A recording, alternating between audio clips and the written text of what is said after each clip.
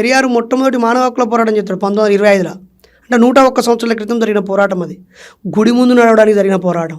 అప్పుడు గాంధీ గారిని అడుగుతారు, అయ్యా ఈ గుడిలో నువ్వు ఇన్ని నెలలు పోరాటం చేస్తున్నావు ఏందని గాంధీతో చర్చలు జరుగుతాయి పెరియార్కి. అప్పుడు గాంధీ ఏమన్నాడంటే, ఇప్పుడు నువ్వు గుడి ముంగట పోవడానికి అనుమతి ఇస్తే రేపు గుళ్ళకు రావడానికి అనుమతి ఇస్తావు, నువ్వు గుళ్ళకు రావడానికి పోరాటం చెయ్యను అని నువ్వు మాట ఇస్తే గుడి ముంగటికి వెళ్ళి పోవడానికి నీకు పర్మిషన్ ఇప్పిస్తా అంటాడు గాంధీ అంటాడు. ట్రావెన్కోర్ సంస్థానపు మహారాణి పిలిపిస్తుంది నన్ను.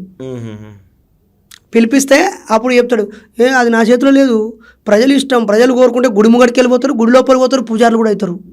గాంధీ, మిస్టర్ గాంధీ నీ ఆలోచన తప్పు, నీతో దోస్తాను కట్టు అని కాంగ్రెస్కు రాజీనామా చేస్తాడు. అప్పుడున్న స్వాతంత్రం కోసం పోరాడే కాంగ్రెస్కి రాజీనామా చేస్తాడు. 1917లోనే అన్ని కులాల వాళ్ళు మన కాంగ్రెస్ ఆధ్వర్యంలో జరిగే బ్రాహ్మణుల నాయకత్వంలో నడిచేటువంటి ఆ మహాసభలకు, మహానాడు అంటారు దాన్ని, భోజనం వండేది అన్ని కులాల వాళ్ళు వండాలి, అన్ని కులాలు కలిసి సహపంక్తి భోజనం చేయాలంటే ఒప్పుకోరు.